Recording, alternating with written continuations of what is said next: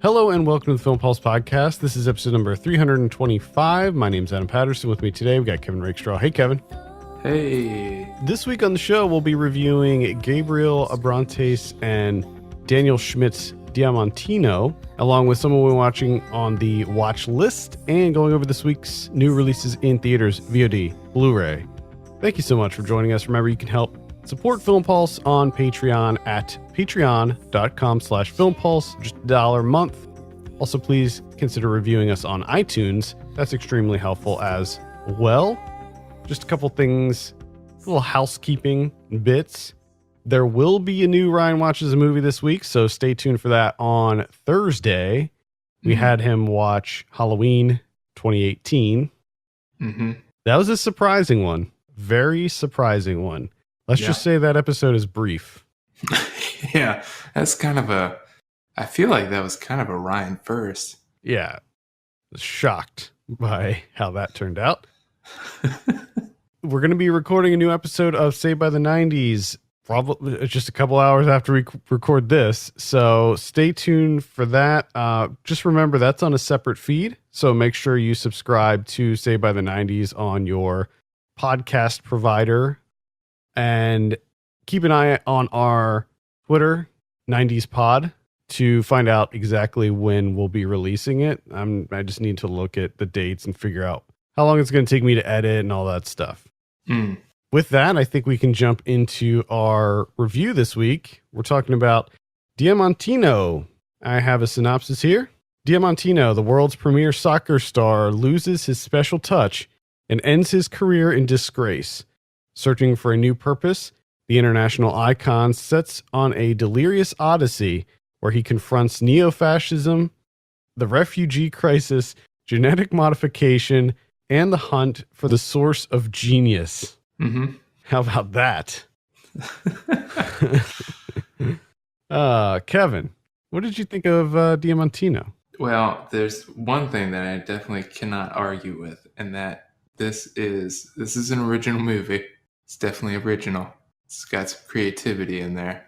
So, I mean, starting from that point, it's kind of hard to knock it because of what it is. You know, you kind of got to give them credit for what they go for because they aim high. And for the most part, it works. Yeah, there's a whole lot going on. A lot going on in this movie. It is an absurdist satirical farce. Yeah. I think all those words are correct.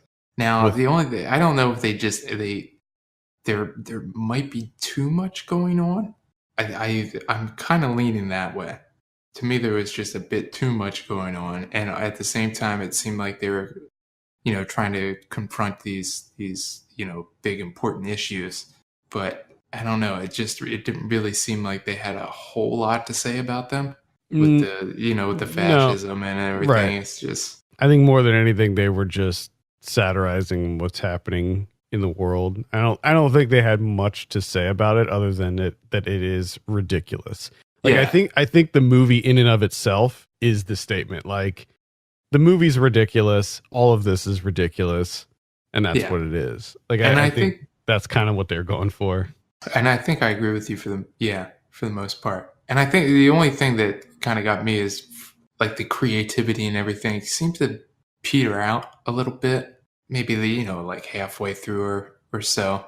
And it just kind of dwindled there for me. I still enjoyed myself. It's still a good movie to me, but it just, my involvement with it, my investment in it kind of dwindled about the halfway point and then just kind of slowly, incrementally died as we went on. But man, with it starts off so goddamn strong because you got those giant fluffy puppies in those pink clouds, and I just I was hooked right there. Yeah.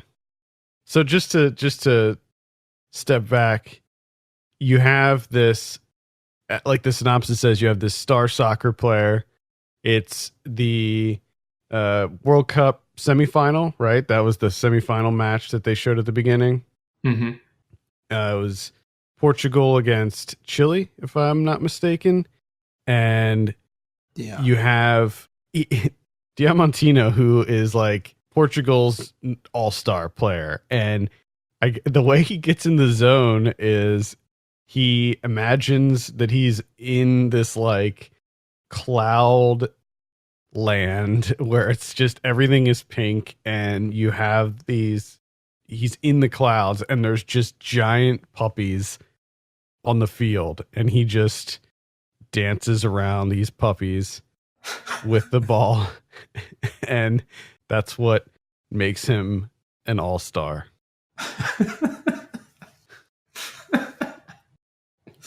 Oh, I love it. Yeah, it's pretty incredible. It's a great visual. And then what happens is it's the night before the World Cup final. He's out on his yacht with his family trying to relax, and they end up rescuing some refugees. And this really affects him, and it ends up making him sort of lose his spark, I guess. And it causes him to choke during the World Cup final, instantly turning him into a meme. And it's pretty rough for him. Mm-hmm. Mm-hmm. So he then decides that he's going to retire and adopt a refugee and take this refugee in as his own. But what he doesn't know is that the refugee he adopts is an agent with the Portugal Secret Service. Yeah, I think so. I'm not even sure what that's all about, but he's being investigated for money laundering. But it's very, you learn very quickly that this guy he reminds me of, what was that movie that you really loved that came out last year? I want to say Laszlo, but it's not Laszlo, but it's something. Happy as Lazaro. Lazaro.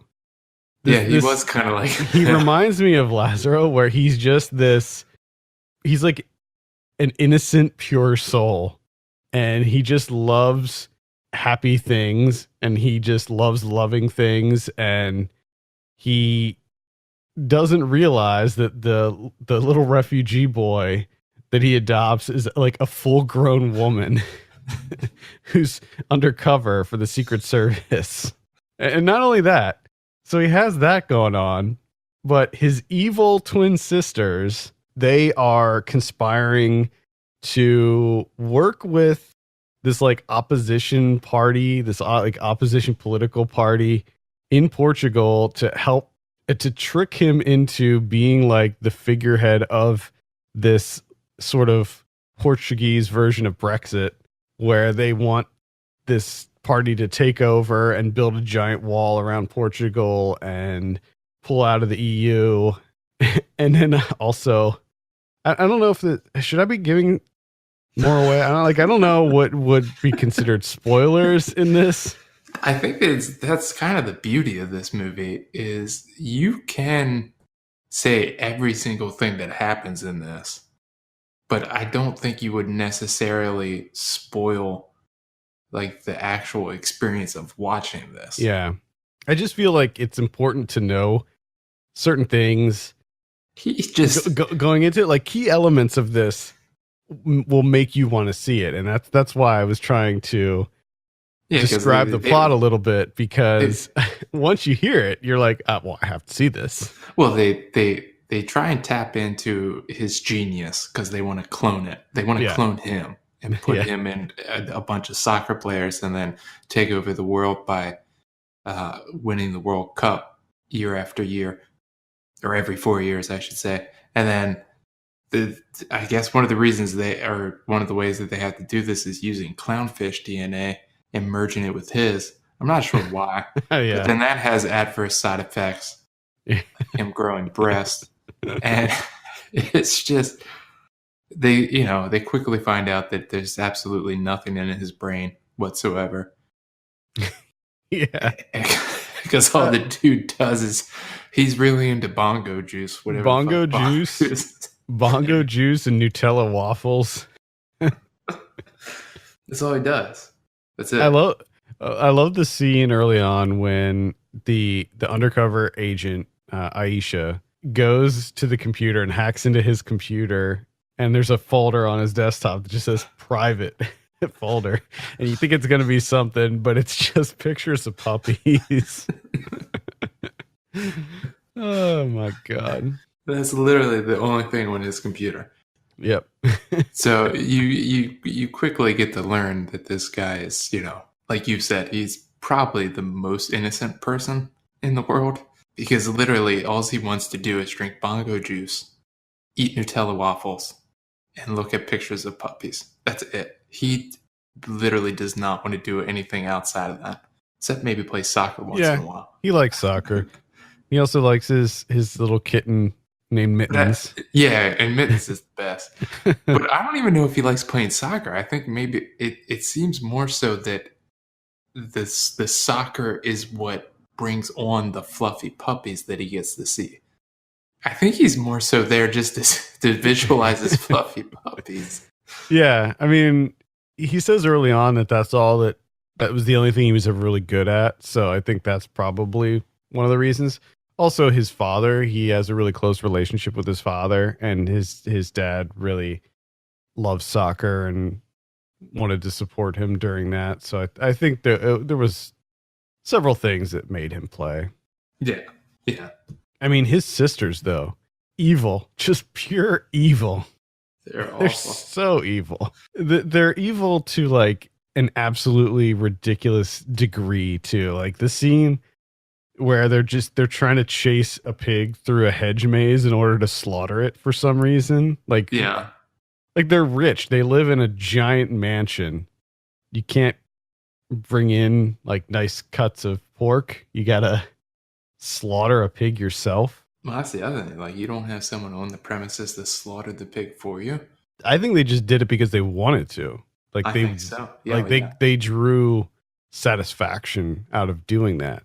I wouldn't disagree. Yeah, they were pretty horrible. I think it's for me, the thing that I enjoyed the most is a lot of the visual effects, because the visuals are great. There's fluffy puppies with that pink stuff going on. Yeah. And then even when it switched and he couldn't visualize the puppies anymore, and it was more so just like the ocean refugees, the way they did everything with the stadium, I thought looked fantastic. Yeah, the one dream sequence where the whole stadium was like filled with water, and they did a lot of really cool visual flourishes in this.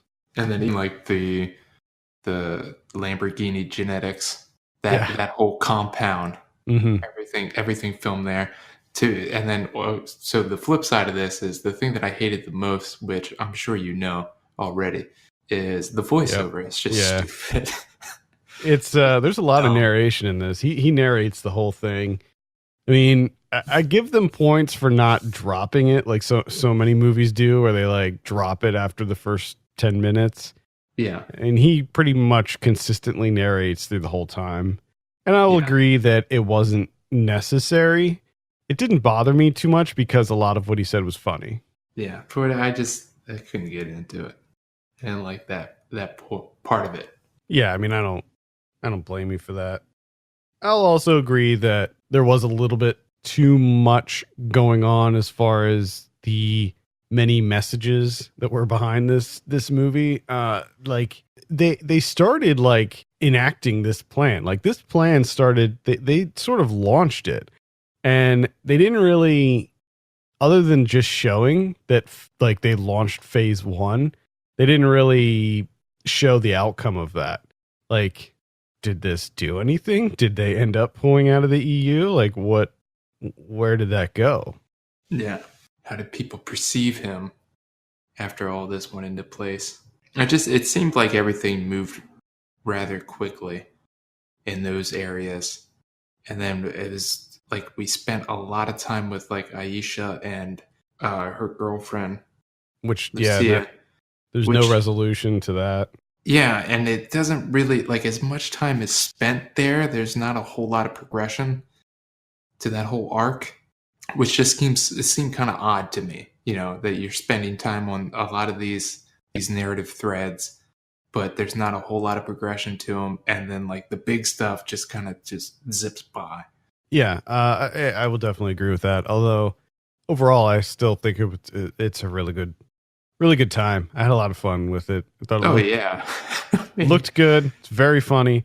I loved the one when they first brought him into the Lamborghini. What is it? The Lamborghini genetics. into Lamborghini genetics, and he told them about what he visualizes when he's playing, and they told him to draw a picture. And when they showed the picture of the puppy that he drew, I just lost it. I thought it was so funny looking. And he goes, I think that looks pretty good. I think I did pretty good there. Oh God, he is fun to watch. His whole character is just, and then him and Mittens. You slap Mittens on, as a sidekick, Mm-hmm. and it's just. I mean, honestly, I could watch that character in pretty much any scenario. I think. Yeah, he's just so aloof about everything that's happening around him. He's so trusting. Yeah.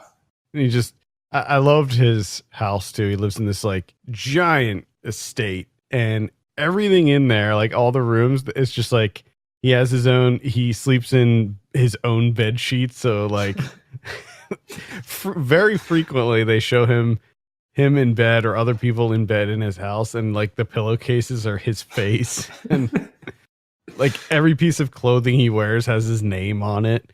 I'd say like 65% of the movie, he just walks around in the house in his underwear that has his name on it. Yeah. Yeah. The, after he grew the breasts and that whole thing of him trying to figure out what these lumps were and why they showed up. I loved it. Good times. Yeah. Yeah. I can absolutely recommend this. Let's go ahead and give it a score. I'm sitting at like a 7.5 on this one. Okay. I'm right around there. I'm going to say a 7. All right. There you have it. Diamantino is going to be in limited release on Friday. All right. Let's talk about some of what we've been watching. It's my turn this week. I don't really have anything of substance to mention. Oh boy. Yeah, I've been watching a lot of like not great horror movies lately. So I got caught up on the Into the Dark series that's on Hulu. Yeah. And if you're not familiar, what they're doing is every holiday, they're releasing a movie that's like that's sort of based around that holiday. Mm-hmm. And they've released like maybe 8 of them, I think, so far. There's going to be 12. So they're releasing one every month. And I saw all of them up to this point, and none of them are good. Like, none of them are good. That's unfortunate. I think, like, maybe the only one that I found to be remotely enjoyable was one called Treehouse. And this is directed by James Roday. And it's about this celebrity chef who goes to his family vacation home and ends up being sort of kidnapped by a coven of witches. And that was like the best one, but even that was not great. Like these are movies. I mean, most of them are an hour and a half long, so they're like sort of billed as being movies. However, they feel like TV shows. Like they feel like an anthology TV show.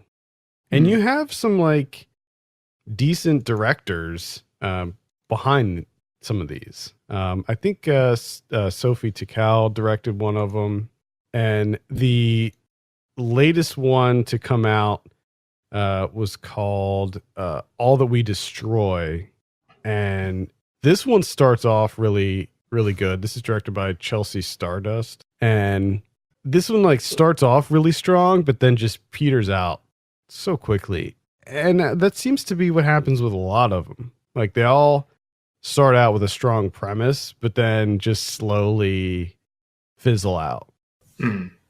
I liked the All That We Destroy. Maybe that one maybe that one's my favorite. I don't know. That one starts off with a geneticist who discovers that her son is a serial killer, and what she does to try to prevent him from killing more people is that she clones his first victim. And so she just keeps cloning this woman over and over again. And he keeps killing her over and over again. Okay. And she's trying to like figure out a way to cure him of his psychotic tendencies. Like I said, good premise, but it just kind of ends with me feeling a little bit meh about the whole thing. That's a bummer. Yeah, I believe so Nacho Vigalondo directed one of them as well. Christmas. He directed the Christmas one called Puka. Okay. That's actually the only one that I haven't seen yet. I was kind of like, because I didn't watch it around Christmas, so I was thinking about maybe saving that until we get to around the holidays, but I might just end up watching it. You're not going to be able to do it. Yeah, probably not. You're not going to be able to. Anyway, Into the Dark, I would say just a series of mediocre horror movies at this point. There's still a few to come out, so maybe they'll pick it up in the future, but that's a bummer. Yeah. I also have not watched that much, mostly because of TV, and that's because I started Killing Eve. I started that this week. That's really good. I really like that show so far. So I got kind of obsessed with that. And then, of course, Fleabag came out. Season 2 of Fleabag came out Friday, and I love that show. So that's been taking up most of my time here. But I was able to catch a short film, about 26 minutes, on Mubi, also a Portuguese movie, called Flores, directed by Jorge Jacome. And this is it's presented like a doc, but it's like a future dystopian thing where the entire population on the island of Azores is forced to leave because hydrangeas are taking over the entire island. Now, in real life, the real island has a ton of wild hydrangeas. Like, it's ridiculous. These hydrangeas are insane. And they just take over, like, much of the landscape. And they're just unbelievable looking. So they just kind of tweak it a little bit and say that no one lives on this island anymore because you can't, because of all these hydrangeas. So what it essentially follows is just these two soldiers that are kind of based there, and it's kind of their job to kind of clean up the hydrangeas or try to contain the hydrangeas from spreading. And then it also kind of gives some insight into like various companies and how they utilize all these wild hydrangeas and everything. And for me, the best thing outside of just seeing a shit ton of hydrangeas, just massive flowers, I mean, they're beyond impressive, is like the film itself is kind of tinted with the hydrangea blue, and it's like the landscapes and everything, it's pretty breathtaking. So it's definitely worth it. If you have a movie, I would check it out. It's 26 minutes. I saw a doc called Perfect Bid, The Contestant Who Knew Too Much. This is the documentary about The Price is Right. This is on Netflix. This is one of these deals where I had some time. I was like cleaning. I was like, you know what? I'm just going to put something on here. So this is a cleaning watch. I don't know if we've talked about this before, but I think you need to start what you would call cleaning canon, which is a canon of films perfectly suited for Adam cleaning. I should. I would like to know what those are. Yeah, I should. Usually I put on stuff I don't necessarily care about, like that I wouldn't feel bad if I missed some elements. Gotcha. So anyway, it's actually a pretty interesting documentary about this guy named Ted Slauson, who watched The Price is Right from a very early age. He watched it his whole life, and he was sort of a math. Oh, I wouldn't call him math prodigy, but he is a mathematician. He's very he loves math, and he ends up becoming like a math teacher, and he works on like generating questions for standardized tests and stuff. And he became slightly obsessed with The Price is Right. And what he would do is create databases of all of the items on The Price is Right with their amounts. And he would end up memorizing everything. And he started going on the show, and he wouldn't even though he wasn't picked every time, he would like yell out the prices for people and help them win. And the amount of bids that he called out and was exactly right, like to the dollar, is incredible, like just incredible. And he started getting noticed, and he ended up going to like, I don't know, like 30 plus tapings of the show. And he did get on the show once, and he did really good. But at the end, like at the showcase thing or whatever, you have to like spin a wheel. So it's pretty much random if you end up winning the whole thing. Yeah. And he did. So he made it to that point, but he didn't win. Somebody else spun higher than him. And so he stopped going after that. After he got on the show, he stopped going. But then they changed the rules. So originally the rules were, if you get picked once, you can never be picked again. But then later they changed the rules so that you can be on again after 10 years. So he started going back to the show 10 years later.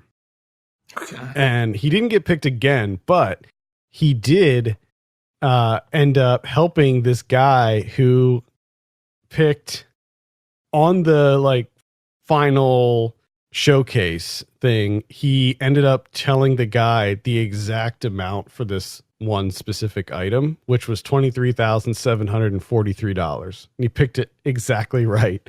And there was like this big controversy that happened because the guy picked, like, what are the odds, that you picked this number exactly right? So there was this big like cheating controversy and stuff. Like they thought maybe he cheated or he figured something out. So I don't know. It's a light doc. It's not very well produced. There's this weird like echo that happens in the movie. Like I don't know if something happened when they were filming it, but it sounds like there's just this big echo in a lot of the interviews. Well, that's weird. Yeah, it's very strange. Maybe I don't know if it's just the Netflix version or what, but yeah, I don't know. There's a part of me that wants to watch it just to experience the echo, because that seems really weird. Why would you keep that in? Yeah, I don't know. I can only imagine that it was just how it was recorded. They're recording him in like a theater, but so I'm like, what? If you're in a theater, why would there be that much echo? Like, it sounds like he's talking into a tin can or something. That's what, and plus, you would think after like the first day of shooting with him, or even the first couple hours, like when you watch that footage or play that audio back, you'd be like, oh wow. Yeah, I don't know. Yeah, I don't know what happened. I don't know what happened. So it's I don't know. It's a light recommend, I guess. I mean, if you're really into the Price is Right, you do get kind of this interesting behind the scenes look at how the show works. It's mainly about this one guy though, and just how he has this like preternatural ability to know the prices of everything on that show. To have that talent, to memorize like math stuff and to use it for The Price is Right. I mean, he helped a lot of people win a lot of money. And I mean, he uses his skills for his regular day job too. So it's not like, no, in my mind, he doesn't. It's not like it's gone to waste. In my mind, that's where he lives. Is The Price is Right. I think he ended up going to 35 different episodes or something like that. That's crazy. But there's a lot of footage of like when he was on before, and like they interview Bob Barker and they interview some of the producers and stuff. Did Bob Barker hate him? No, like Bob Barker was a good sport about it. Okay, that's good. Because like the host, Bob Barker and now Drew Carey, like they want people to win. They're rooting for people to win. Yeah. They don't want them to lose. I mean, the show might want them to lose. I was just wondering if Bob Barker was kind of getting sick and tired of this guy. You know what I mean? It'd be like, oh, this fucking guy's here again, yelling out. Maybe he did feel like that, but I don't think he would ever indicate that. Yeah, he knew well enough. Like, I'm not going to ruin my reputation. Yeah. Saying that I hate this guy. Just let him be. Let him have his little doc. The only other thing I watched, it was also a doc, which just played at the Maryland Film Festival, and I think its next screening is going to be at like the Sheffield Documentary Film Festival, I think is what it's called. I'm not sure the exact name. I know it's Sheffield. Yeah, it's like Sheffield Doc Fest or something. Something along those lines. And it's called Queen of Lapa. And this is directed by Theodore Kalatos and his wife, Carolina Monarat. And it follows Luena Munoz, who is a transgender sex worker that has this like hostel type deal in Rio de Janeiro in Brazil. So she has, I can't remember the exact number of rooms, but she rents out the rooms to other transgender sex workers, and she kind of just like oversees the establishment. And she's been doing this for years in Brazil. I think that she started when she was 11 years old, and this movie is when she's 59. So, and she's been pretty big in Brazil, starring in movies, cabaret shows, all sorts of stuff. And it's really just an old school, like fly on the wall doc where they just cameras on them and just day-to-day stuff, talking bills, talking about the histories, just any little story that comes up. And then they also spend a lot of time with the other transgender sex workers that are staying there. And it's just it's a really interesting doc. And just, just the way that that's kind of filmed. I always kind of enjoy those docs where it's just, just the camera's there and just minimal invasiveness, and we're just along for the ride, essentially. So if and when it comes out, I would definitely check it out. Yeah. Shout out to Theodore, friend of the show. Yeah. All right, let's take a look at what we have in theaters this week. Got a couple biggies. Got a few big ones. We got Aladdin, Disney's Aladdin. Oh. Does anybody think that this is going to be good? Does anybody desire this? No. It looks so bad. And who's directing this? Someone's bizarre is directing this. It's Guy Ritchie, isn't it? Yeah, and why? Why would you? I don't know. Who knows? I don't have a problem with Guy Ritchie. He's fine. But this project, why would you get someone like him for this project? I don't know. It's just, oh my goodness. It looks bad. It just looks so bad to me. Oh, it looks terrible. Everything about it looks really bad. I will say that the latest trailer that came out a couple weeks ago for The Lion King, that's the one that won me over for that movie. I'm actually very interested in that movie now. Okay. But this one, no siree. No. Also in theaters this week, we have Brightburn. This is the horror one about, it's like an evil superhero. Oh. Guess it'd be a super villain in that case. You got there. You got there, buddy. It took me a couple steps, but I made it. Oh yeah, that's right. They're called super villains. But he's sort of like a Superman type character. Okay. Does he just start off as a supervillain, or does he like? Nah, does he switch over? Yeah, he makes his way there. You haven't seen any trailers for this? No, I've never heard of this movie. He's a kid. He's like maybe 13 years old or something. Oh boy. It's the same like sort of origin story as Superman, where there's this ship that crash lands, there's a baby on board, these two human characters raise them as their own because they were never able to have kids. Couples played by Elizabeth Banks and David Denman. Okay. All right. I don't know. It's produced by James Gunn, written by Brian and Mark Gunn. I don't know. Maybe this might be like a rental for me. Okay. I don't know. I don't know if I'll see this in the theater. One that I will be seeing in the theater is Booksmart. This is the comedy directed by Olivia Wilde, starring Caitlin Dever and Beanie Feldstein. Very into this one. Heard nothing but great things. Correct. So I'll be checking that out. Also in theaters this week we have Diamantino, Funny Story, Echo in the Canyon. We got The Poison Rose. Ooh. With John Travolta and Morgan Freeman. Literally never heard of that until right this second. Oh boy. And that's it for theaters. VOD this week. On Friday we have After Maria, which is a Netflix series. Oh.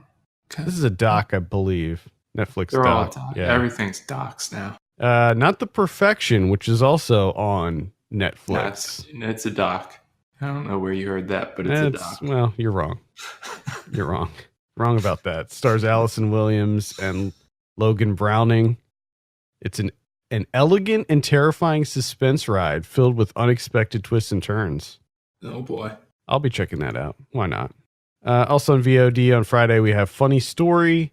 Rim of the World is also going to be on Netflix. That's about 4 misfit campers who must band together to conquer their fears in order to save the world during an alien invasion.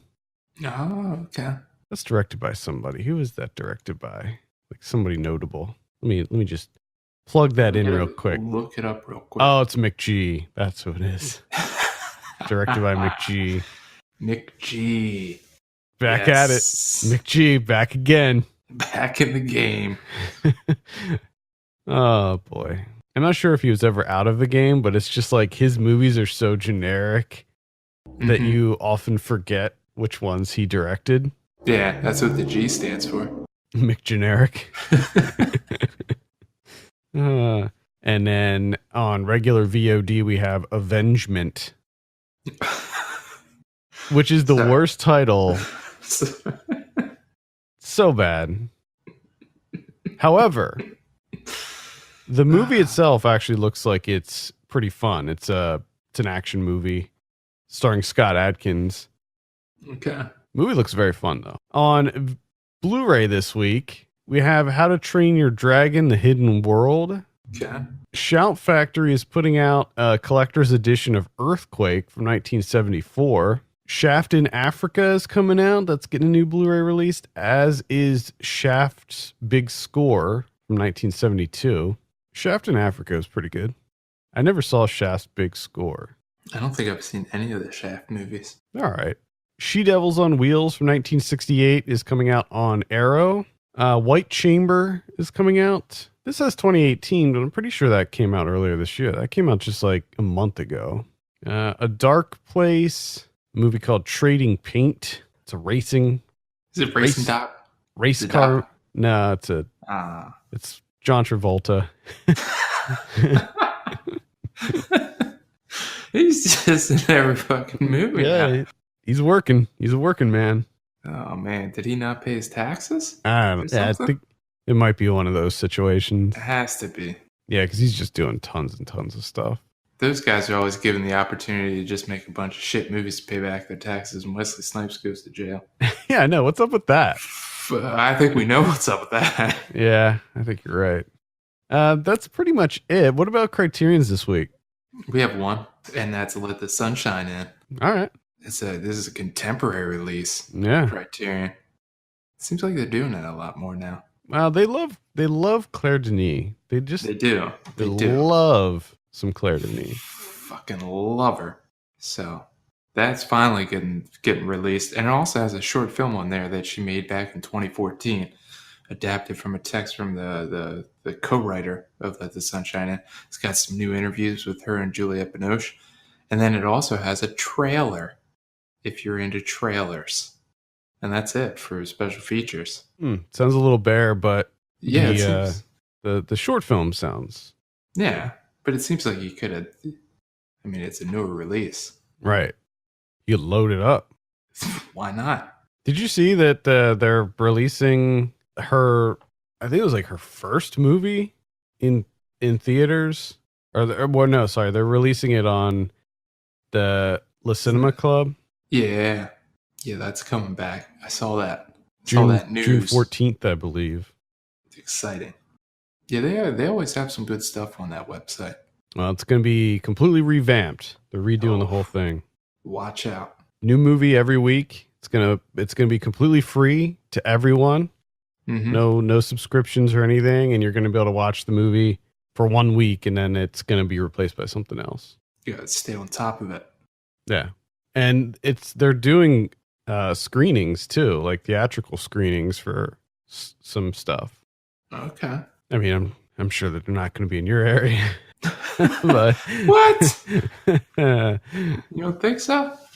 I don't think so. I don't think the market's there for that. I think you're right. All right, I think that's going to be it for this week. Thank you so much for tuning in. You can send us your questions and topics to podcast@filmpulse.net. You can follow us on Twitter @filmpulse.net and @filmpulsekevin. If you have a minute, take a look at our Patreon page, patreon.com/filmpulse. Consider helping us out by becoming a subscriber. For Kevin Rakestraw, my name's Adam Patterson. We'll see you next week.